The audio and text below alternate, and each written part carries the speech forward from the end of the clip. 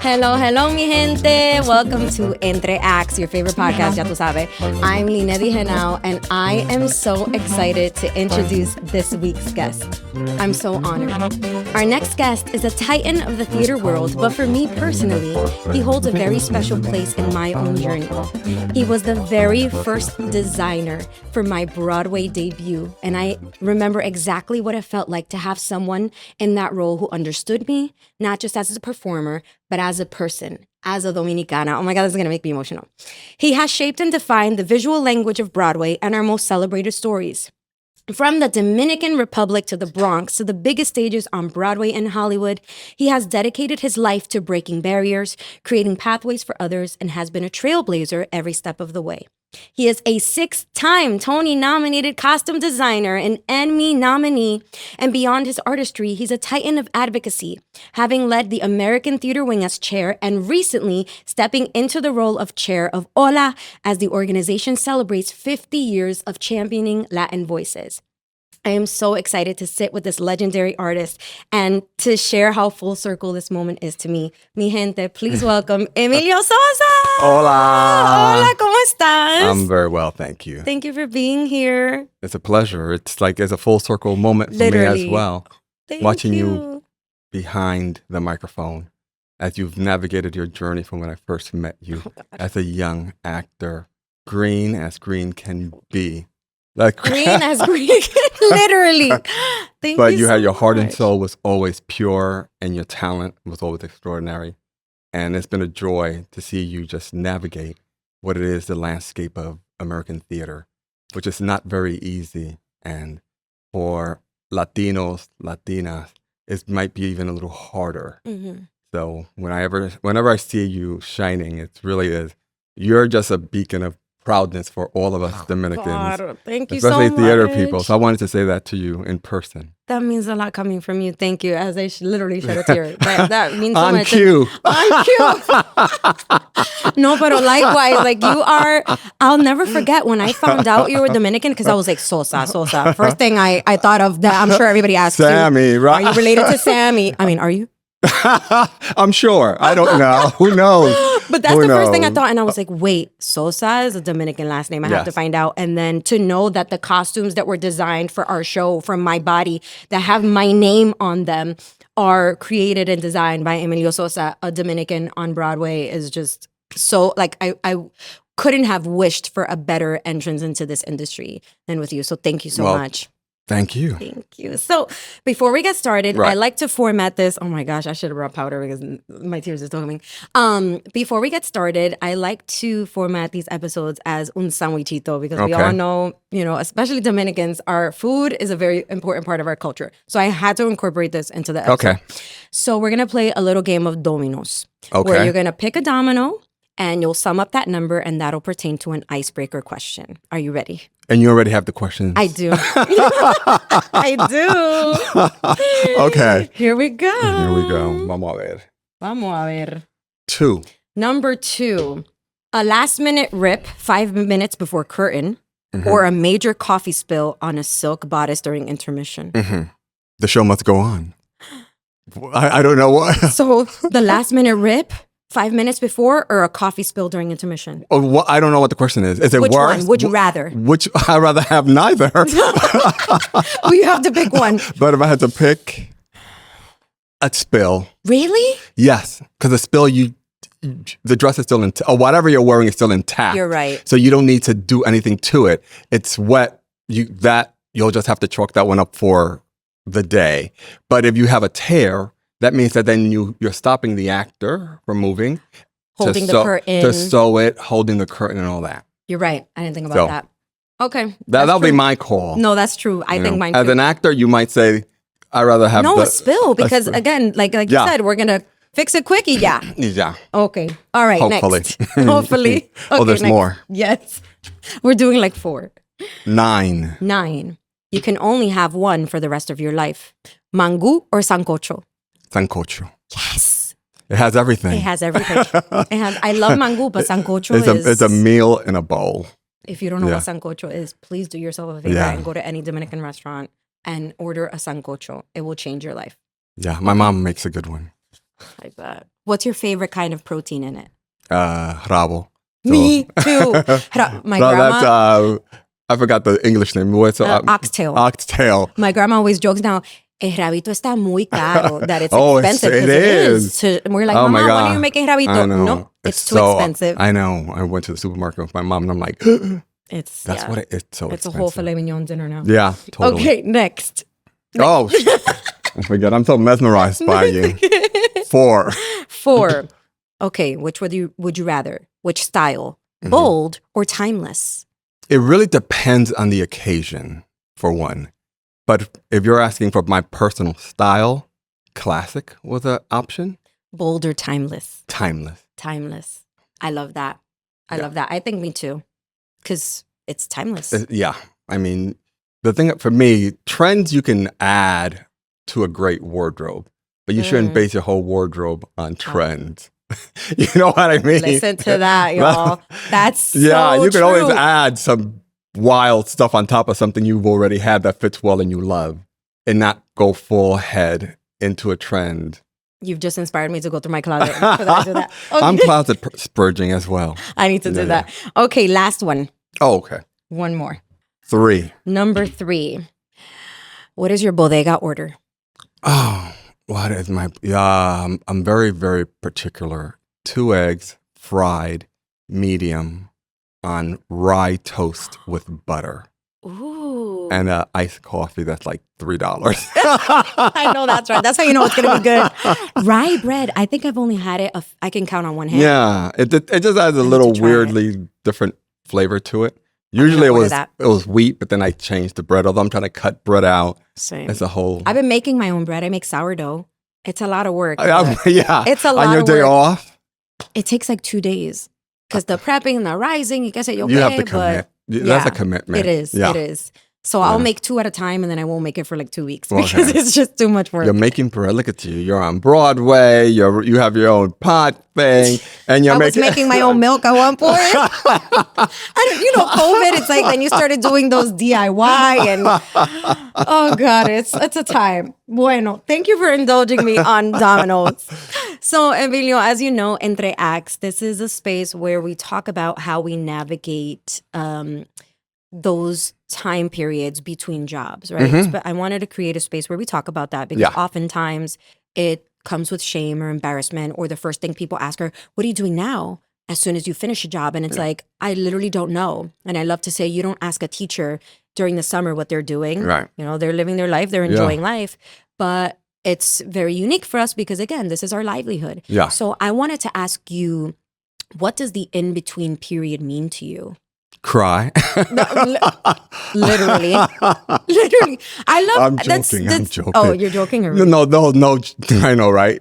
Joke. To hear from a designer, that's powerful. That's when, for me, I tell everyone, you have to love the craft you're doing, because what's going to sustain you through those hard periods, which they do come, you can't avoid them. That's just the way our world works, where you book 6 months to a year ahead. I mean, at least for designers, I'm speaking for designer. My jobs, I have to book them 6 months to a year to 2 years ahead. So it makes it a little easier, but it's also harder because as the months of the year dwindle and you haven't booked, you know that next 6 months is already booked by someone. Wow, by someone else. By someone else. So I just say you have to love it on those dark times or lean times, whatever you want to call them. Yes, there's crying. I say it because it's an emotion, and don't be afraid of it. That's about letting go of releasing, allowing yourself the permission to feel an emotion and sadness, whatever it is. But for me, it's I just have to love it. Also, you have to diversify. I had a great Kenny Leon, who I work with, who's an amazing Tony-winning director. I just asked him for advice. I'm like, how do you manage a career in this industry and keep working? He said, you just have to divide your work in 3. Maybe I shouldn't be telling everyone Kenny's secret, but it's pretty obvious. It's like you diversify. You got to be in the TV world. You have to be in the film world. You have to be in the theater world. If you depend on one only, that's when it gets tough. And kind of that's what I was caught up in during COVID. When everything dried up, everything dried up. I was like, how am I going to make a living since this is all I know how to do? What did you do? There was a lot of crying on the couch, at least for me, because I'm like, what is life? Yeah, like what's going on? I have very good accountants. Let's say that. I know that's right. I know that's right. No, but it forced me to look at my career in a larger sense. I think when you have some success, and I've been very blessed, and I don't call it success, I call it I've been able to work with some of the greatest people making art. You have to think about those times, and I knew I had to do something different. I had to do something different that just wasn't just Emilio, the costume designer.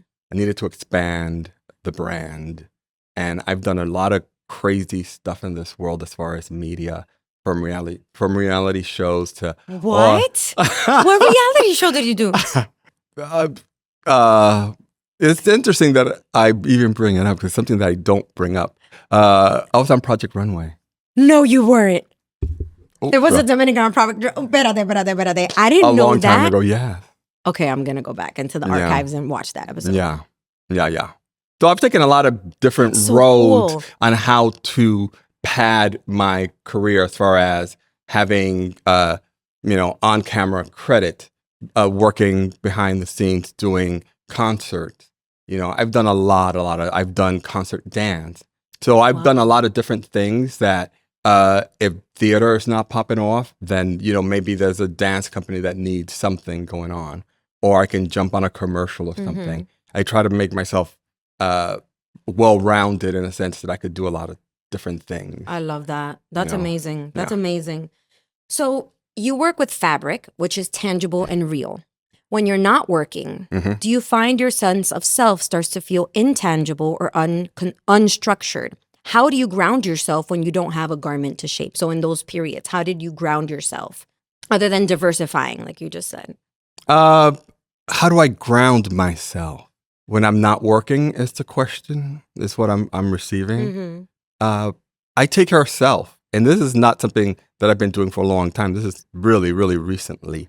I've just started to prioritize myself, not only physically, but mentally as well. And a lot of times I'm a giver. I come from a household that my parents, the door was always open to anyone who came to this country, because my dad was one of the early ones, the first one in his family to come to the U.S. Wow. So that meant our home was sometimes the first place a lot of our family came through. And on my mom's side, my aunt, her older sister, was the first one. And so that part of the family through that avenue. So I don't know. I just thought about that because I was just home, and my mother had an hora santa, which is like we have. Yep, yeah, I know very well. I remember about as a kid, it's like they don't have them anymore. So I don't know. My mom and dad, they wanted to have one, so it just brought back so many memories.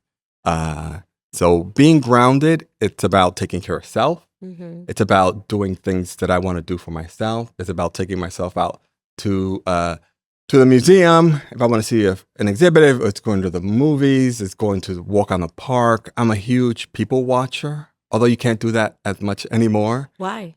People are just very erratic. Like, why are you looking at me? Yeah. I love doing that too, though. Yeah, it's my best research. But I have to do it in sunglasses and very discreetly. Yeah. Yeah, because in the subway, people can just pop off in a minute. So that's what it was. I just centered myself. And sometimes, at least for me in this business, it's a very me in a sense that you have to invest all that time on yourself to be able to achieve your dreams. Because there's a lot of people who want what we're living, and but still we're human. We have needs. We're not machines. And I learned that, and that has changed how I see those downtimes and the grounding, you know? And my agent is always saying, calm down. You're fine. Oh. But it's true. It's scary. But you're right. We have to, I've started to do that for myself too, because if we prioritize ourselves, we bring our best selves to our work. Yes. You know, and that just, So I love that. I love that. Yeah. So if you could go back to younger Emilio, who was going through a transitional period in his life, what advice would you give him? Love yourself. I love that. Love yourself. Punto y final. That's Punto y final. What is your favorite in-between hobby that has absolutely nothing to do with your career? Oh, okay. In-between hobby. I don't know. I don't know if it's a hobby. It's something that I enjoy. Being physically active at the gym. Yes. It has nothing to do with my work. It's more of a mental for me. It helps me think. It helps me think, but it also helps me release what I don't want to obsess on. You know, the spirit. We had a plan for Hora Santa. We were talking about Hora Santa, and that was un espíritu. Oh my God. For those who don't know, Hora Santa is holy hour. That's right. And it's for prayer. So we definitely summon something at the plant felt. Okay. So working out. So are you a morning person to work out or at night? Morning. Me too. I can't, I have no animo at night. Yeah, so I like to get rid of it early. But if I'm lucky, I mean, this has never ever happened, but I wouldn't mind a 2:00 workout. Oh. There's so much decadence. The middle of the day going to the gym. Okay. You know, those I can do if I'm in the process of designing. Okay. So that's me at a desk trying to crank it out, and I need a break. That's true. I'd rather just go to the gym and do something, just get physically active. But then I can come back. Yeah. And my mind is a little clearer. The endorphins are kicking in. That's really smart. Yeah. I never thought of it that way. Yeah. Because I'm like, I have to bang it out in the morning. It starts my day off good. No, I have that one too. But no, this is a great option. Yeah. We should try that. A little like siesta gym session. It's a little gym session.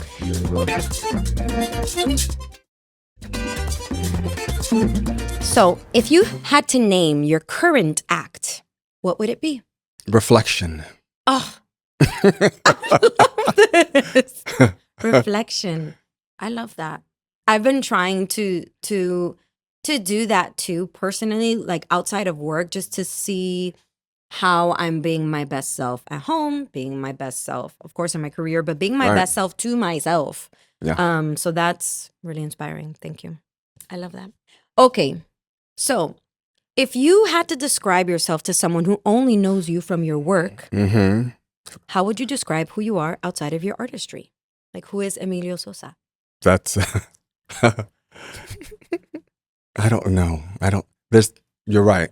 Because my work is such a big part of who I am, but it's not who I am. I like to ask that because our work is, society defines us by our work. Totally. Pardon me. Also, it's something that, at least for me, is always a good guard, the work. Because if I can get you to talk about my work, then the real me doesn't have to engage so much. So I would say shy and caring. Obsessively compulsive. Aren't we all? With what? Like purchases? Would you say shopping? No, I mean, for me, it's more in my work. Okay. Like I can see from 50, 60 feet away or wherever, if I'm in the back of the house in the orchestra, I can see if there's a half-inch difference in a hem. You're kidding me. I don't know. I just have this weird thing that I've trained my eye, that my eye's like a scanner. I'm just going from left to right. I'm looking everyone up and down.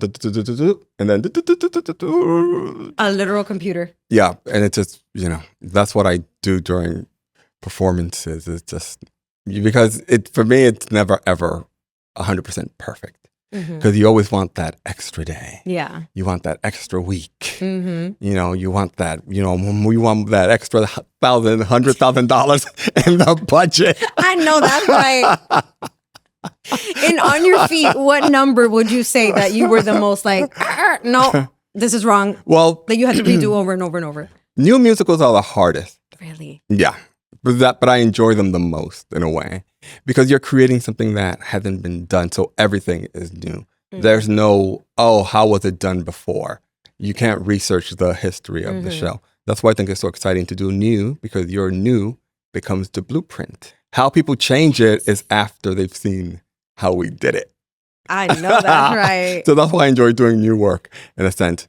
But it's, I'm sorry, what was the question? And on your feet, was there okay.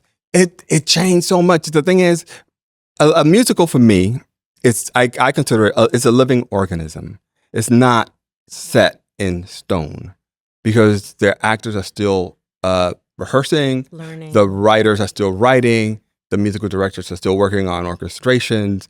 That I make it very known to everyone that the costumes still need to have that evolving curtain as well. Yes. Because what happens, unfortunately, for costumes, they expect you to be in costumes day one, wigs, makeup day one, while, lighting is still working on trying to get their plot.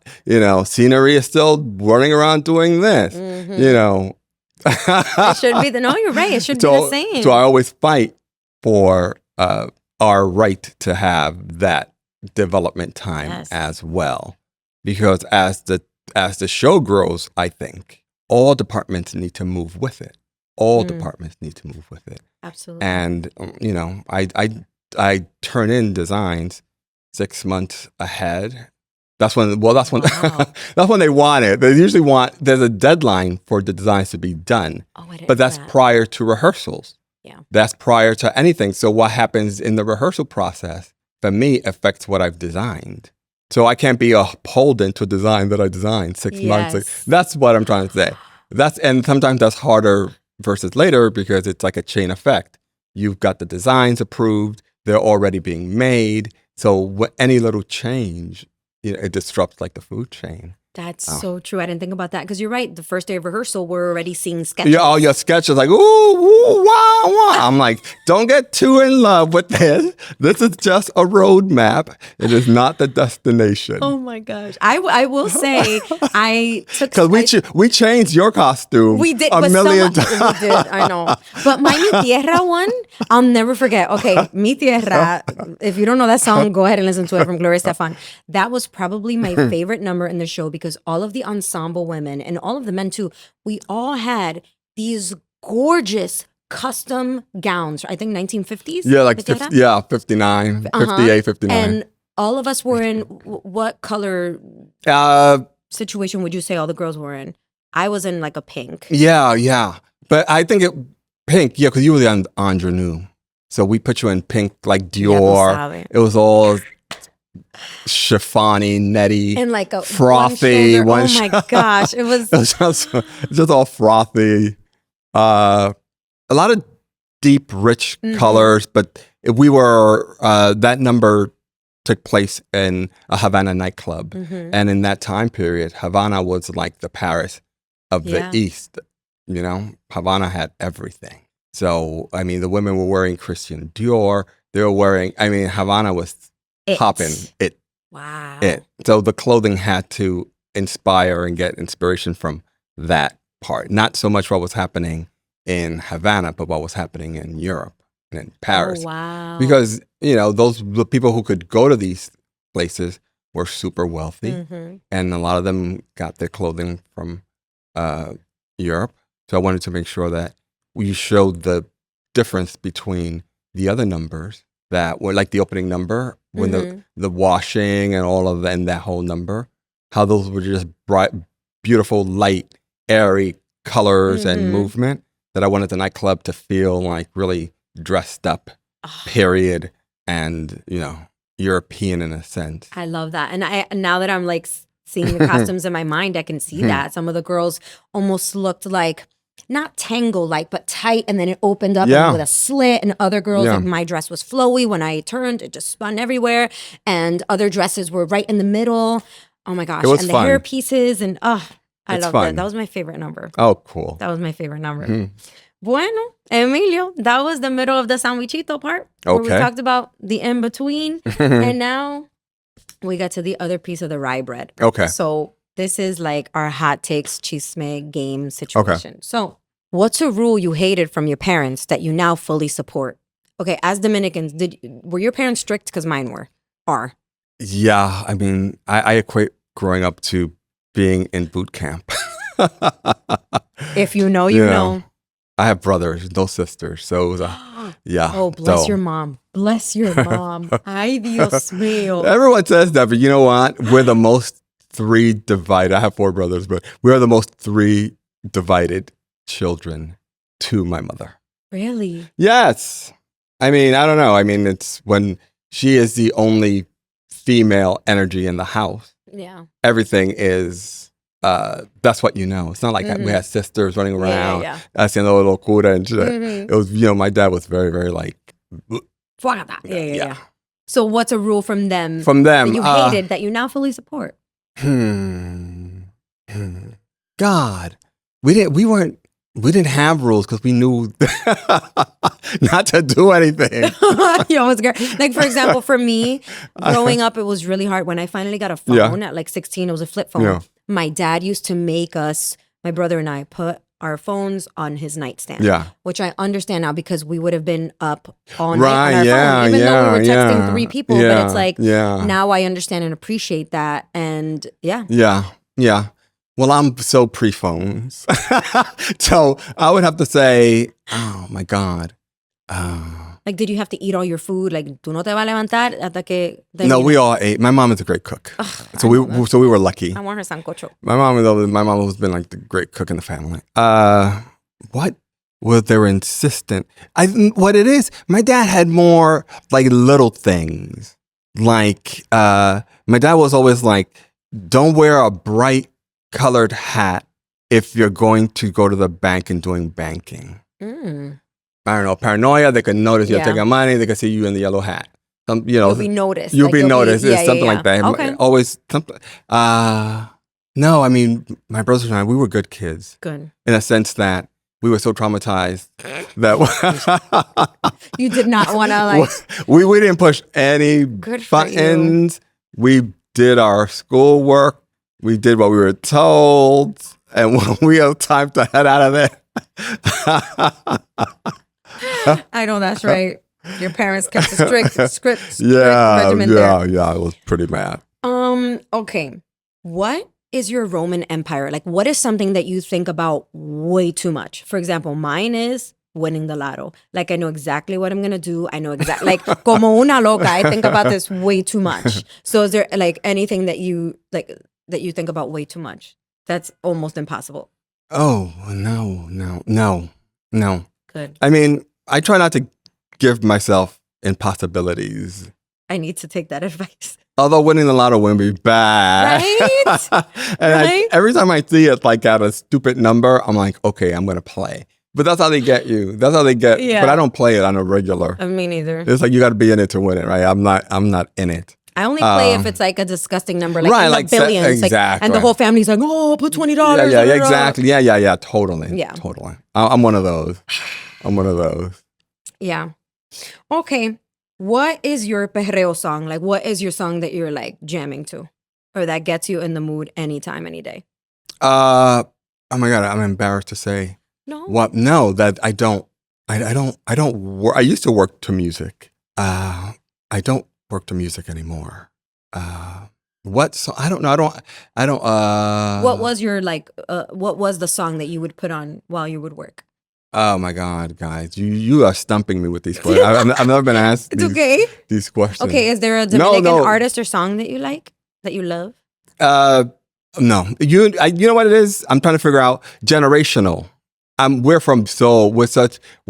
so generations apart. So I'm trying to think, okay, when I was young and I was popping, what was I listening to? Because right now I'm like on like meditation music and no, shit. That's amazing. You know, that's what I put on when I'm like going crazy or want to center myself and like calm down. It's like meditation music, because it's ambient. It's there. So I can work to it, or I can dress to it.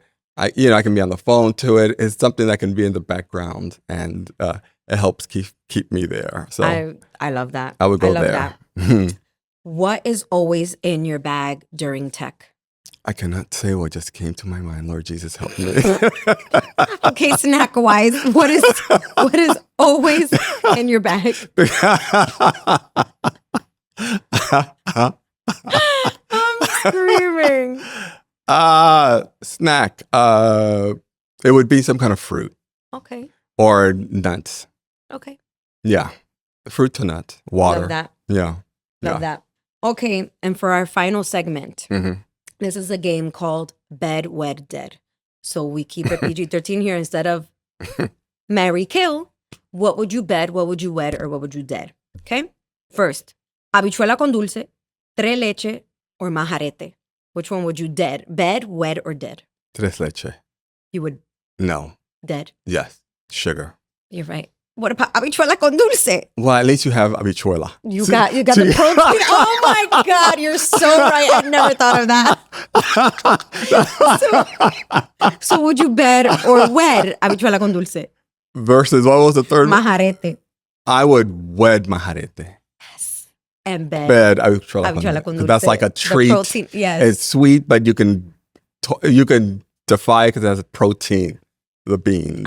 Wow, you've changed my view of habichuela con dulce forever. And again, just like sancocho, if you have not tried these 3 things, please do yourself a favor and go to a Dominican restaurant and try it, okay? Next. Okay. This is another food because I just love it. I know. It's a theme. Tostones, Uh-huh. fried yuca, or yuca fries, or fried salami. Bed, wed, dead. I would say dead the salami. Okay. That's a hard one. I would wed the tostones. And I would bed the yuca. Once again, the yuca fries is a novelty. It's something not every day. It might be something. It's something new.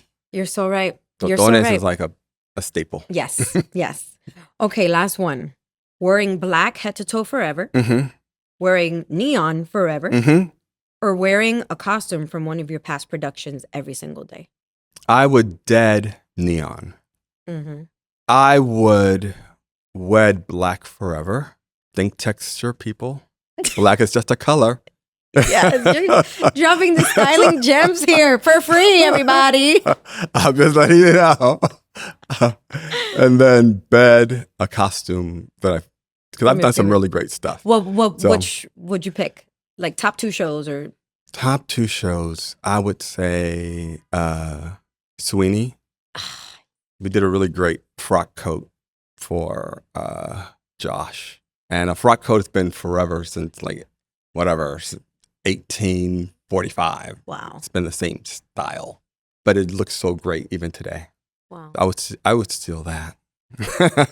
A great coat. Right. Yeah. A great coat. Yep. Bueno, Emilio. Wait, before we go, I wanted to ask you earlier. What you said you love designing new musicals. Yes. How would you compare that to a new play or a play? What's the difference or pros and cons or whatever you want to call it for designing for a musical versus a play, since you just designed for Ballasters? Yes. And I'm right now in the process of creating Wanted. That's coming. That's right. That's coming to Broadway in the It's coming in the fall. Fall. Yes. I'm so excited for that. Yeah. I think the first thing that comes to mind is size of the cast. So you already... Plays always half of that. Yeah. Yeah. Right. Even less sometimes. Two-hander is really good. Perfect play. It's really a one-person show. No costume change. I'm screaming. Then you won't get those extra weeks, though. No, but you know what? I did a play like that. It's called Audra when she played Billie Holiday. Oh my gosh. Lady Day. I didn't know it was a one person. It's her singing with a piano, with a trio, piano, drums, and bass. Yeah. Oh, wow. Yeah. So it can be done. It can be done. So, but it's all about, for me, what I love about doing musicals in general, but a new musical, I love the paperwork aspect of it, because it is a jigsaw puzzle. Because when you get, you don't know sometimes how the tracks are gonna iron out. You think you know when you come to the first day of rehearsal, but as things change, is how to keep it moving. I think that's what I think for at least a musical. Also, it's bigger, it's more, but I enjoy them both equally. But because I also love a play, like I just did the Ballisters. It's like there was a lot of clothing in there. It was 10 people and 7 script days over like 3 months. That was the premise. And then Kenny said, and they need to change on stage. There's no blackouts. Challenge accepted. I'm like, okay. Thank you. I'm like, sure. I'm like, yeah. I was like, okay, yeah. Yeah. Yeah. And we worked it out. And so talk to us about Wanted and what that time period is and your inspiration for the design. Wanted, 1893, South Texas. Wow. 2 biracial sisters pass as white and become outlaws to help their mother debt at the homestead. So the sisters couldn't figure out how to pay this money. So they go out this wild adventure. And it's true-ish in a sense that it's based on the real live great aunt of our playwright Angelica. Oh my God, I didn't know that. That's so cool. Yeah. So it's 1893 via John Galliano's Dior 1990. John Galliano. He's one of my design icons that I look at. He has such a theatrical eye. So I'm looking at his work. And getting inspiration from that. So it's Western, but it's not like your cookie cutter Western. This is like fashion, weird. I can't wait. Weird fashion Western. Yes. So Wanted is is it James? At the James Earl Jones. James Earl Jones coming this fall. Yes. Designed by Emilio Sosa. Yay. Emilio, thank you so much for being here. You. If you wouldn't mind joining me and saying our tagline together. Because life doesn't pause, it just moves. Entre Acts. Emilio Sosa, thank you. Thank you. It's such a pleasure. Entre Acts is created, hosted, and executive produced by yours truly, Linedy Genao. Produced in partnership with Alan Seals and the Broadway Podcast Network. Carlos E. Hernandez of Ikigai Management and Media serves as our lead executive producer. Original music by Johan Beltre and Pedro F. Fortunato. And special thanks to WelcomeToTimesSquare.com, the billboard where you can be a star for the day. Don't forget to subscribe and follow Entre Acts so you never miss an episode. Nos vemos!